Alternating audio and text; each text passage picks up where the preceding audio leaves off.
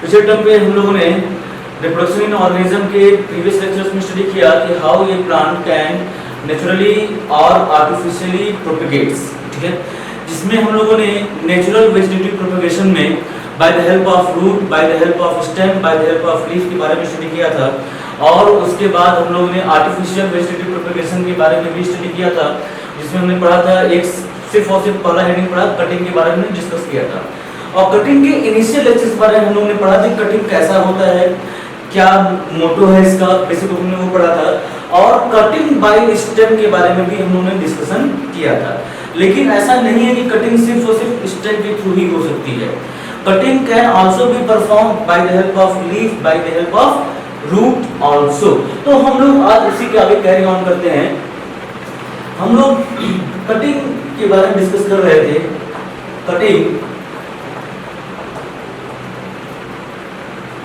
Cutting के बारे में हम लोग डिस्कस कर रहे थे। तो कटिंग में हमने पढ़ा था कि the part of the plant can cut into several pieces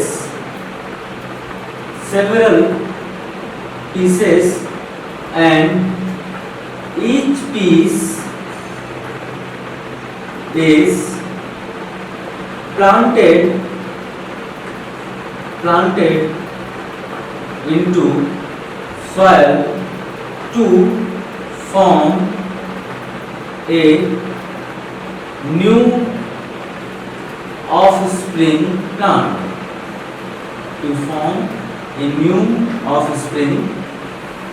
plant, ठीक। by the help of या by the administration of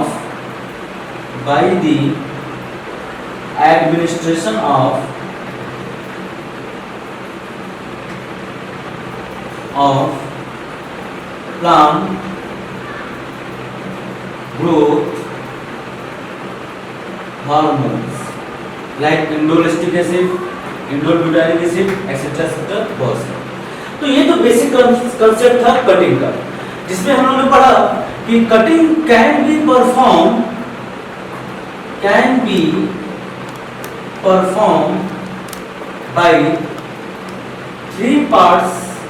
by all three parts of the plant or three parts of the plant। पहला इसमें है stem cutting और stem cutting like रोज, ठीक है, उसमें हम परफॉर्म करते हैं, शुगर केन उसमें परफॉर्म करते हैं। इसके बारे में हम लोग ऑलरेडी डिस्कस कर चुके हैं, ठीक है। सेकंड हम लोग पढ़ते हैं बाय लीफ, ठीक है, by leaf the foliar part of the plant that perform photosynthesis as you already studied in your earlier classes like 11th 10th, इन सब पढ़ा होगा आप लोगों ने। सो लीफ के थ्रू भी हम लोग कटिंग को परफॉर्म कर सकते हैं, या अगर आप मोर और लेस आप ये चाहो तो आप ये भी कर सकते हो कि by the help of leaf we can also perform artificial vegetative propagation. हम लोग लीफ के थ्रू भी आर्टिफिशियल वेजिटेटिव प्रोपेगेशन को परफॉर्म कर सकते हैं। अब कैसे परफॉर्म करते हैं, इसमें एग्जांपल में एक ही प्लांट है, एग्जांपल में सैंसेवियरिया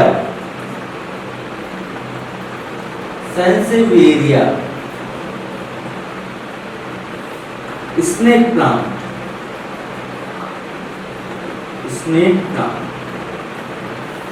सैंसेवियरिया स्नेक प्लांट। इस प्लांट में we can perform the cutting by the help of leaf. अब आपका एक बहुत अच्छा क्वेश्चन यहाँ पे हो सकता है कि सर जब हम लोग लीफ के थ्रू कटिंग को परफॉर्म कर सकते हैं तो सिर्फ और सिर्फ सैंसेवियरिया यानी स्नेक प्लांट में ही क्यों परफॉर्म करते हैं, बाकी प्लांट्स में हम लोग लीफ के थ्रू कटिंग परफॉर्म क्यों नहीं कर सकते? इसका आंसर आप एक बात समझिएगा।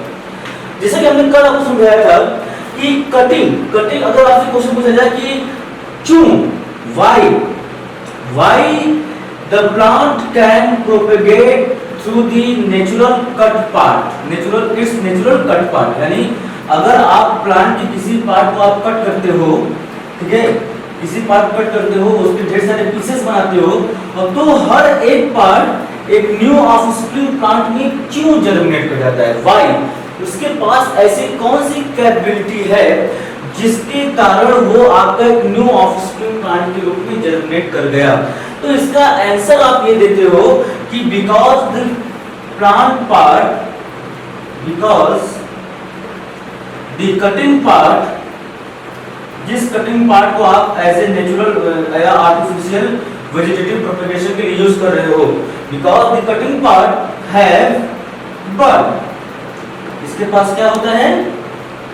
बड पाया जाता है। एंड एज दिस बड, जैसे ही ये बड आपका नेचुरल कंडीशंस के कांटेक्ट में आता है, लाइक वाटर, सॉइल, इनके कांटेक्ट में आता है, तो वो आपका जर्मिनेट करके एक न्यू ऑफस्प्रिंग प्लांट के रूप में डेवलप कर जाता है। So this is due to the bud. ये जो बड होते हैं प्लांट्स में, इनके कारण आपका हम लोग नेचुरल या आर्टिफिशियल वेजिटेटिव प्रोपेगेशन को परफॉर्म करने की कैपेबिलिटी रख सकते हैं। अब जैसे हमने बताया कि कटिंग के थ्रू, स्टेम कटिंग के थ्रू, स्टेम कटिंग के थ्रू आप क्या करते हैं? आप आर्टिफिशियल वेजिटेटिव प्रोपेगेशन को परफॉर्म करते हो। तो स्टेम कटिंग में जैसे आपको पता है कि stem have node, stem have node, stem के पास क्या होता है? नोड होता है, और नोड है बड, इसके पास क्या होता है? बड होता है। तो इसलिए स्टेम कटिंग एक बहुत ही कॉमन एंड कन्वेंशनल मेथड होता है जो नेचुरली हमारे विलेजर्स या फार्मर्स के द्वारा यूज किया जाता है for the propagation of the plant. लेकिन हाँ, एक बात आपको याद रखनी होगी कि स्टेम कटिंग अगर किसी भी प्लांट का आप कर रहे हो, तो इसका मतलब ये नहीं कि आपके पास 5 साल 10 साल पुराना प्लांट आपके पास रखा हुआ है, तो आप उस प्लांट के स्टेम को ले लिया, कट कर दिया, लगा दिया, सॉइल में ग्रो करता नहीं ग्रो करेगा। क्योंकि स्टेम कटिंग बेसिकली जो होता है, इसमें आपका 1 ईयर ओल्ड प्लांट के लिए ही परफॉर्म किया जा सकता है। 1 ईयर ओल्ड प्लांट के लिए ही परफॉर्म किया जा सकता है।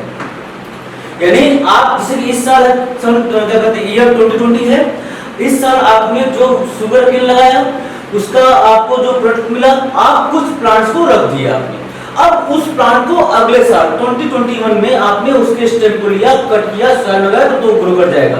अब अगर आप ये चाहो कि हम इस साल के जो प्लांट आपको मिला, इस प्लांट को 2025 सन 2025 में अगर आपका कटिंग के लिए यूज करें, तो दैट आपके जो बर्ड्स होते हैं, बर्ड्स ग्रो नहीं कर पाएंगे, क्योंकि because the bird goes under the dormant conditions, और इसलिए वो जर्मिनेट या ग्रो नहीं कर पाएगा या न्यू ऑफस्प्रिंग प्लांट का फॉर्मेशन नहीं कर पाएगा। इसलिए आपको इस बात का याद रखना होगा कि the stem cutting can be only perform in the 1 year old plant. ठीक है, अब हम लोग अपने क्वेश्चन पे आते हैं। जैसे हमने कहा कि by the leaf, by the help of leaf, like example sansevieria plant, snake plant में हम लोग आर्टिफिशियल वेजिटेटिव प्रोपेगेशन को परफॉर्म कर सकते हैं। तो बाकी प्लांट्स में क्यों नहीं कर पाते हैं? क्योंकि इस प्लांट्स में, ये जो सैंसेवियरिया स्नेक प्लांट है, इसके the leaf notch have buds, इसके लीफ नॉच में बड पाई जाती है। ठीक है, और उसी बड को इसने क्या बोला कि क्यों, why in the cutting the part of the plant, that piece which are formed after the cutting, why that piece developed into a new offspring plant? What are the reason behind this? So you can tell answer that in the cutting part had the bud, and as the bud comes under the natural conditions, they can germinate into a new offspring plant. And as in the Sansevieria plant, the leaf notch have bud. The leaf notch have bud, and when this bud comes into the contact of the water, moisture, that can germinate into the new plant. और ये जो आपकी leaf notch में bud होता है, ये natural दूसरे plants में क्या होता है? एब्सेंट होता है, इसलिए हम लोग यहाँ पर दूसरे प्लांट्स में हम लोग इसको परफॉर्म नहीं कर सकते हैं। तो करते कैसे हैं? अब तो ये जो सवाल हो गया कि बाय लीफ में सैंसेवियरिया में ही क्यों कर सकते हैं हम लोग, दूसरे प्लांट में क्यों नहीं कर सकते? उसका आंसर आप बताओगे, because the leaf notch have bud. Second question आता है करते कैसे हैं? तो देखिए ध्यान से समझिएगा। सपोज दैट ये हमारा लीफ है, दिस इज आवर लीफ, ये हमारा लीफ है, सैंसेवियरिया की प्लांट की लीफ है। अब ये जो आप देखिए पार्ट देख रहे हो, this is called as leaf notch. ये हमारा हो गया क्या? ये हमारा लीफ नॉच हो गया। जैसा कि as I told you earlier, the leaf nodes have bud, but this bud in the present in the condition of dormant when till the leaf attached to the main plant. जब तक leaf आपका main plant से attached है, ये leaf nodes के में जो buds present होंगे, that buds are remain in dormant phase. अब यहाँ पर आपके buds present हैं, ओके? यहाँ पर क्या है? यहाँ पर आपके buds present हैं, ये रहा bud, ये रहा bud, यहाँ पे bud है, ये सब bud है. अब आपने क्या किया? Then you cut the leaf transversely into 2 or 3 or maybe 4 parts, depend on the presence of the bud in the leaf node. कितने bud हैं, कहाँ पर हैं, इसके बेसिस पे 2, 3, maybe sometime 4 की parts में भी इसको divide कर सकते हैं. So the leaf cut into leaf transversely cut into the leaf transversely cut into 2 or 3 piece, ठीक है, and each piece that germinate to form new offspring plant. हर एक लीफ एक न्यू ऑफस्प्रिंग प्लांट के रूप में जर्मिनेट कर सकती है, ठीक है. कैसे करेगी? अब मान लीजिए आपका एक पहला ये हो गया, फर्स्ट आपका ये पार्ट हो गया, ठीक है, दूसरा पार्ट आपका ये हो गया, तीसरा पार्ट आपका ये हो गया. सभी के पास क्या है इसके लीफ नोच में? Each the cutting part have the leaf bud in their notches, ठीक है. अब आप उसको क्या कर दिया? Planted vertically in soil, planted vertically in soil, ठीक है. सॉइल में इसको आपने वर्टिकली प्लांट कर दिया, लाइक दिस. ये सपोज दैट सॉइल है आपका, ठीक है, ये सॉइल हो गया, दिस इज सॉइल, ठीक है. आपने वर्टिकली इसको प्लांट कर दिया सॉइल में, ठीक है. अब यहाँ पे क्या है? यहाँ पर बर्ड्स प्रेजेंट हैं. आपने इसमें क्या दिया? आपने इसमें वाटर दिया, सॉइल ऑलरेडी अवेलेबल है, मिनरल न्यूट्रिएंट्स इसमें अवेलेबल होंगे, हार्मोन्स प्रोवाइड किया, ठीक है. अब क्या होगा? यहाँ से आपका ऊपर शूट के रूप में फॉर्म करेगा और नीचे क्या बना देगा? रूट बना देगा, and after some time it develop into a complete offspring new plant. So this is the method that how through by the help of leaf के थ्रू कैसे हम एक आपका आर्टिफिशियल वेजिटेटिव प्रोपगेशन परफॉर्म कर सकते हैं. बेस्ट एग्जांपल है sansevieria, and this question is raises in your NEET exam, पूछा जा चुका है, इसलिए इसको ध्यान आपने समझ के रखिएगा. नेक्स्ट देखिए आप इसके आगे, बाय द हेल्प ऑफ आप क्या करते हैं? स्टेम हो गया, ठीक है. स्टेम में आपने एग्जाम्पल पढ़ लिया, क्या शुगर केन पढ़ा, रोज पढ़ा, ठीक है. सेकंड उसके बाद पढ़ा कि by the help of leaf में आपने एग्जांपल क्या पढ़ा? सेंसिविएरिया प्लांट के बारे में पढ़ लिया. Now we study about that by the help of root. Third, by the help of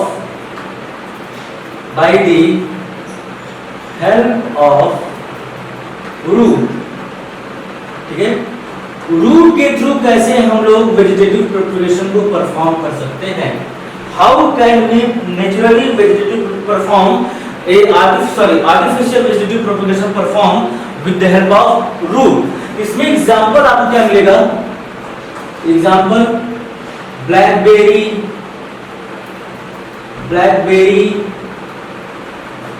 Raspberry, lemon, etcetera और भी एग्जांपल्स हैं. तो इन सब कॉमनली प्लांट्स में हम लोग रूट के थ्रू आर्टिफिशियल वेजिटेटिव प्रोपगेशन को परफॉर्म करते हैं. इसमें करेंगे क्या? इसमें the root of the plant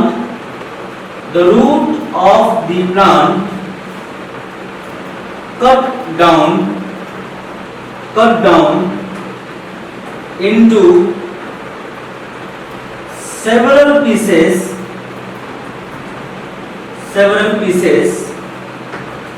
and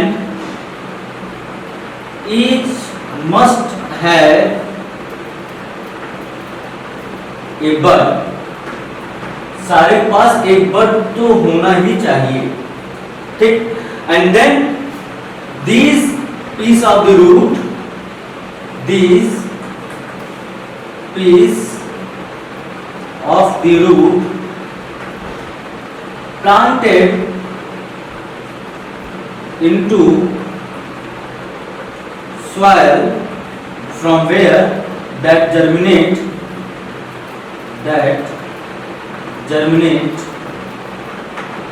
into new offspring plant, जहां से वो एक न्यू ऑफस्प्रिंग प्लांट के रूप में जर्मिनेट कर जाएगा। तो ये तो हुआ कि the artificial vegetative propagation by the help of root stem leaf, जिसमें हम लोग किस मेथड के बारे में पढ़ा, कटिंग के बारे में हम लोग डिटेल पढ़ लिया। ठीक है, अब हम लोग नेक्स्ट अपने मेथड की तरफ मूव करते हैं, जिसको हम किस नाम जानते हैं, by known as grafting. Okay, बहुत ही इंपॉर्टेंट है, सब ध्यान समझिएगा इस चीज को। ग्राफ्टिंग,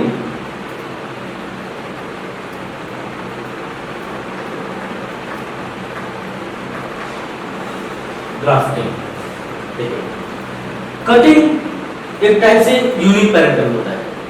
यूनिपेरेंटल होता है मतलब सिर्फ और सिर्फ एक ही प्लांट की आपको जरूरत है और उस प्लांट के हेल्प से आप उसके ढेर सारे ऑफस्प्रिंग प्लांट का फॉर्मेशन कर सकते हो। चाहे आप उसके स्टेम को यूज करो, चाहे उसके आप रूट को यूज करो, चाहे उसके आप लीफ यूज करो। डिफरेंट प्लांट में मेथड्स क्या हैं, डिफरेंट हैं। लाइक आपका अगर शुगर केन है, आपका रोज है, उस केस में आप स्टेम से कर सकते हो। आपका स्नेक प्लांट सेंसिवेरिया है तो लीफ से भी कर सकते हो। उसके बाद रास्पबेरी है, ब्लैकबेरी है, लेमन है, इसमें आप रूट के थ्रू भी कर सकते हो। तो depend on you, on basically depending on the presence of the plant, किस टाइप का प्लांट आपके पास है उसके बेसिस पे आप उसमें क्या कर सकते हो, कटिंग को परफॉर्म कर सकते हो। लेकिन हाँ, कटिंग में एक चीज हमको याद रखना होगा कि characters are transferred as the parent same in the offspring. मतलब जैसे कैरेक्टर आपके पेरेंट में होगा वैसा ही कैरेक्टर आपके ऑफस्प्रिंग में जाएगा। There is no change, there is no variation, because you use the vegetative part of the plant for their propagation, for the formation of their offspring। आप उसके offspring बनाने के लिए उसके किस पार्ट को यूज करते हो, वेजिटेटिव पार्ट को यूज करते हो। सो जैसे कैरेक्टर्स आपके उसके किसमें होंगे, पेरेंटल प्लांट में होंगे, same characters are transferred into the offspring plant, there is no variation. So इस केस में क्या होगा, अगर आपको अब ये चाह रहे हो कि हम क्या करते हैं आर्टिफिशियल वेजिटेटिव प्रोपेगेशन में एक ऐसा प्लांट बनाए जो कि आपका पेरेंटल प्लांट से अलग हो और प्लस आपके पेरेंटल प्लांट्स जितने भी लेते हो, 2 प्लांट लेते हो या 3 प्लांट जो भी ले रहे हो आप, उन सबके कैरेक्टर उस प्लांट के अंदर आए। सो कॉमन हम लोग किस मेथड को परफॉर्म करते हैं, ग्राफ्टिंग मेथड को परफॉर्म करते हैं। इसका मतलब क्या हुआ कि grafting is the by parental in nature. इसमें हम लोग 2 पेरेंटल प्लांट को यूज करते हैं, लेकिन हाँ दोनों पेरेंटल प्लांट के कैरेक्टर बिल्कुल डिफरेंट होते हैं। एक आपका नॉर्थ पोल तरफ होता है, एक तरफ साउथ पोल तरफ होता है। मतलब एक के पास एक कैरेक्टर बहुत अच्छा होता है, दूसरे के पास दूसरा कैरेक्टर बहुत अच्छा होता है। अब क्योंकि दोनों अलग अलग प्लांट के पास 2 बेटर कैरेक्टर हैं, अब आप ये चाह रहे हो कि दोनों बेटर कैरेक्टर एक ही प्लांट के अंदर आपका आ जाए। सो इस केस में हम लोग ग्राफ्टिंग परफॉर्म करते हैं और इस केस में हम इसे क्या बोलते हैं, grafting is the method of formation of composite plant। ठीक है, ये किस टाइप का मेथड है, it is the method of formation of composite plant. Composite मतलब मिक्स प्लांट। इसका मतलब कि आपने 2 प्लांट के कैरेक्टर्स को एक साथ मिक्स कर दिया, कंपोज मतलब मिक्स कर दिया। सो इसमें हम क्या करते हैं कि grafting is the method of formation of a composite plant. In that composite plant formation, in this plant formation, इस प्लांट के फॉर्मेशन में the one plant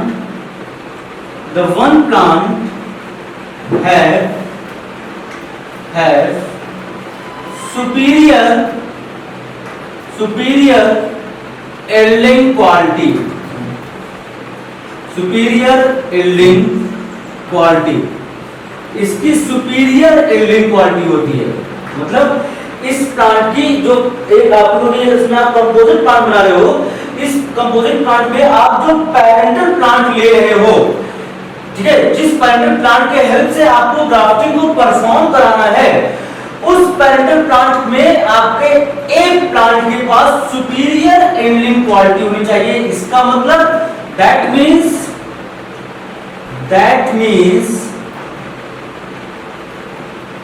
have better productivity, have better productivity, इसकी प्रोडक्टिविटी बेटर होनी चाहिए पहले parental plant. And दूसरा, the another plant have efficient protection capability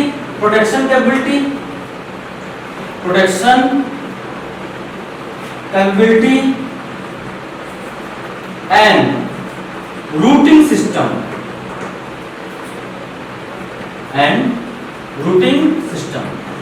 so एक plant के पास सुपीरियर यील्डिंग क्वालिटी होनी चाहिए। One parental plant have superior yielding quality, whereas another plant have efficient protection capability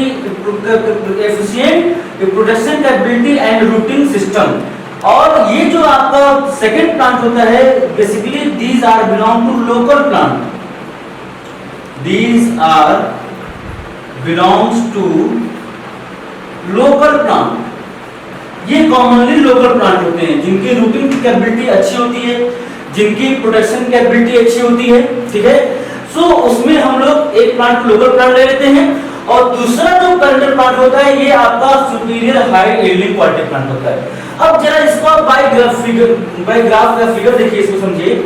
suppose that इस समय season mango का चल रहा है, mango is a good fruit, आप काफी पसंद करते हो इसको आप। अब मैंगो के सपोज आपने दो वैरायटी लिया है, you have two different varieties of the mango, दो अलग अलग वैरायटी ऑफ मैंगो के आपके पास है।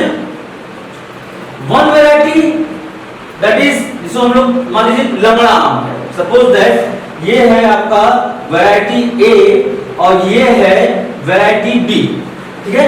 अब ये जो आपका वैरायटी ए है, इसके पास सुपीरियर यील्डिंग क्वालिटी है, इसके पास सुपीरियर यील्डिंग क्वालिटी है, ठीक है, इट है सुपीरियर यील्डिंग क्वालिटी। इसकी फ्रूटिंग कैपेबिलिटी बहुत अच्छी है, ओके। सुपीरियर यील्डिंग क्वालिटी का मतलब क्या है? इट है गुड फ्रूटिंग कैपेबिलिटी, इट है गुड फ्रूटिंग कैपेबिलिटी, इसकी फ्रूटिंग कैपेबिलिटी बहुत ही अच्छी है। और या आप उसको कह सकते हो कि इसकी मार्केट वैल्यू बहुत अच्छी है। लंगड़ा आम भाई बहुत अच्छा आम होता है, देखो मार्केट में काफी बहुत ज्यादा बिकता है, उसकी प्रोडक्ट की क्वालिटी बहुत ही अच्छी होती है। तो आपने मैंगो प्लांट में एक प्लांट लंगड़ा का ले लिया, लंगड़ा आम जो होता है उसकी ले लिया, सुपीरियर यील्डिंग क्वालिटी वाला एक प्लांट मिल गया, इस टाइप ए। दूसरा आप लेते हो देसी वाले मैंगो, देसी मैंगो जानते हो ना, देसी वाला जो कि जितना चाहे उतना पक जाए लेकिन खट्टा खट्टा ही रहता है। और ऐसे केस में या ऐसे प्लांट के फ्रूट में आप देख रहे होंगे कि कभी भी उसमें बैक्टीरियल इंफेक्शन या कोई इंसेक्ट का या कोई भी दूसरा इंसेक्ट उसमें इंटर नहीं कर पाता, क्योंकि उसकी फ्रूट की क्वालिटी तो खराब होती है। लेकिन फ्रूट की क्वालिटी खराब है बट उसकी एफिशिएंट रूटिंग कैपेबिलिटी है, उसकी क्या है, उसके पास प्रोटेक्शन कैपेबिलिटी उसकी बहुत ही अच्छी है। जबकि जो लंगड़ा आम था इसकी फ्रूटिंग क्वालिटी तो बहुत अच्छी है, लेकिन इसके आपका जैसे ही फ्रूट पकता है इसमें इंसेक्ट्स क्या होते हैं, इसमें आपका इसके अंदर इंटर कर जाते हैं, इसलिए वो प्रोडक्ट आपका होता है, वो प्रोडक्ट आपका खराब जाता है। तो हम ये चाह रहे हैं कि हमारे एक प्लांट जो हो वो प्लांट के पास लंगड़ा आम जैसा उसका प्रोडक्ट भी हो और उसकी प्रोटेक्शन कैपेबिलिटी आपकी भी काफी अच्छी हो। तो इस केस में हम लोग किस मेथड को परफॉर्म करते हैं? इस केस में हम लोग ग्राफ्टिंग मेथड को परफॉर्म करते हैं। इसमें करेंगे क्या, देखिए एक प्लांट ये हो गया जिसकी सुपीरियर यील्डिंग क्वालिटी हो गई। दूसरा प्लांट ये रहा जिसकी एफिशिएंट रूटिंग सिस्टम है। इसका क्या है आपका एफिशिएंट रूटिंग सिस्टम है, रूटिंग सिस्टम है इसका रूट काफी एफिशिएंट है, काफी ही स्ट्रांग है। ठीक है, एफिशिएंट रूटिंग सिस्टम का मतलब एक आप कभी समझिएगा, तो अगर आप से कभी पूछा जाएगा कि एफिशिएंट रूटिंग सिस्टम, तो आप कभी दिमाग में आपका क्वेश्चन आपका आता है कि अगर हम इस प्लांट की एफिशिएंट रूटिंग सिस्टम बात करते हैं, यानी इसका मतलब इसके पास रूट सिस्टम बहुत अच्छा होगा, तो क्या दूसरे प्लांट के पास रूट सिस्टम अच्छा नहीं होता है? नहीं भाई, उनके पास भी रूटिंग सिस्टम अच्छा होता है। एफिशिएंट रूटिंग सिस्टम का मतलब ये होता है कि उनकी प्रोटेक्शन कैपेबिलिटी, उनकी इम्यूनिटी बहुत ही स्ट्रांग होती है। इसका बेसिक मतलब मोटो ये होता है। सो अब आपके पास दो आपके टाइप के प्लांट हैं, एक प्लांट जिसकी सुपीरियर यील्डिंग क्वालिटी है टाइप ए, दूसरा प्लांट जिसकी एफिशिएंट रूटिंग सिस्टम है टाइप बी। अब आप ये चाह रहे हो कि इन दोनों कैरेक्टर हमको एक ही प्लांट के अंदर मिल जाए, मतलब you have one plant with the better efficient fruit with the efficient routing system. तो इस केस में आपने क्या किया, इस केस में आप इसको यहां से कट कर दिया, इसको यहां से कट कर दिया। अब बात ध्यान देने वाली होती है कि जिस प्लांट का आप सुपीरियर यील्डिंग क्वालिटी यूज कर रहे हो उसके आप शूट सिस्टम को यूज करते हो, और जिस प्लांट के एफिशिएंट रूटिंग सिस्टम को यूज करते हो उसके रूट सिस्टम को यूज करते हो। इस बात को हमेशा याद रखे रहिएगा। और इस केस में अगर ये तो कॉमन लैंग्वेज हो गई, अगर इसको साइंटिफिक बोला जाए तो जिस प्लांट की सुपीरियर यील्डिंग क्वालिटी होती है उसे बोलते हैं हम लोग सियोन बोलते हैं, और जिसकी एफिशिएंट रूटिंग सिस्टम होती है उसको हम लोग बेटा क्या बोलेंगे, स्टॉक बोलेंगे। ये सबको याद रहेगा, सियोन एंड स्टॉक, दो नए टर्म मिल गए हम लोग को। Scion it is the part of the superior yielding quality plant जिसके आप शूट सिस्टम को यूज करते हो, किस प्रोसेस में, ग्राफ्टिंग में। और दूसरा आपका हो गया रूट सिस्टम, किस प्लांट का, जिसके एफिशिएंट रूटिंग सिस्टम वाला प्लांट था, और इसके आप किस पार्ट को यूज कर रहे हो, रूट सिस्टम को या स्टॉक को यूज कर रहे हो, किस प्रोसेस में, ग्राफ्टिंग में। अब आपने क्या किया, आपको मिल गया सियोन भी मिल गया, आपको स्टॉक भी मिल गया। अब आप इसके सियोन को ले जाकर इसके स्टॉक के साथ जोड़ दोगे, ठीक, इसके सियोन को ले जाकर इसके स्टॉक के साथ जोड़ दोगे। अब आपको क्या मिल जाएगा, एक कंपोजिट प्लांट। ये रहा टर्म कंपोजिट प्लांट, ठीक है। लेकिन हाँ बेटा, ऐसा नहीं कि जहां से बन गया वहीं से चला दिए, नहीं, हमको एक स्पेसिफिक प्लेस से ही करना पड़ेगा। कौन सा प्लेस, जो आपका नोड होगा, क्योंकि नोड होगा तो ही उसके पास क्या होगा बेटा, बड भी होगा। तो नोड से आपने क्या किया, इस प्लांट के कट करके इसके शूट को, इसके सियोन को यूज कर लिया, और यहां से नोड से कट करके इसके रूट को या इसके स्टॉक को आपने यूज कर लिया, और फिर आप इस शूट को ले जाकर किससे जोड़ दिया आपने, इसके स्टॉक से लाकर जोड़ दिया। देखो भैया बन जाएगा हमारा एक नया प्लांट। ये हो गया, ये आपका सियोन हो गया, और इसके नीचे हमारा क्या हो गया, ये हो गया हमारा स्टॉक हो गया, ठीक है ना। और ये हो गया आपका सॉइल हो गया, ठीक है ना, ये हमारा सॉइल हो गया। ये ऊपर क्या हो गया, ऊपर सियोन हो गया, और नीचे क्या हो गया हमारा, नीचे हमारा ये आपका स्टॉक हो गया। दिस इज अवर स्टॉक, ठीक है, ये स्टॉक हो गया, ये सियोन हो गया। अब आप जहां से कट किया था, ये पार्ट देखिए ध्यान सब लोग, जहां से कट किया था सियोन को और स्टॉक को, इस पार्ट को आप क्या करोगे, कवर कर दोगे with the help of polythene bag, ठीक है ना। That cover with the help of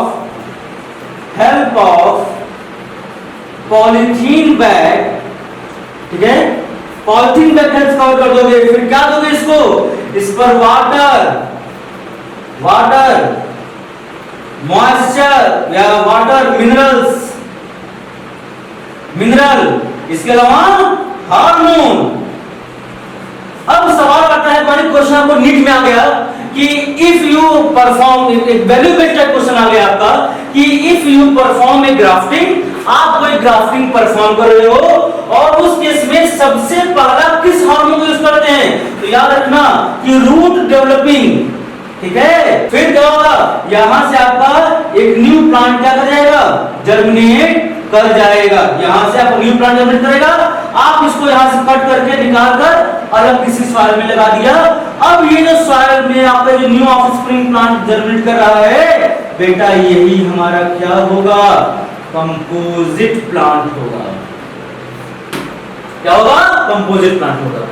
तो ये पूरी मेथोडोलॉजी हो गई किसकी, ग्राफ्टिंग। ग्राफ्टिंग दोबारा फिर से बात समझिएगा, what is grafting? Grafting it is the method of formation of a composite plant. और इस मेथड में हम लोग एक superior yielding quality plant use करते हैं और एक एफिशिएंट रूटिंग सिस्टम वाले प्लांट यूज करते हैं।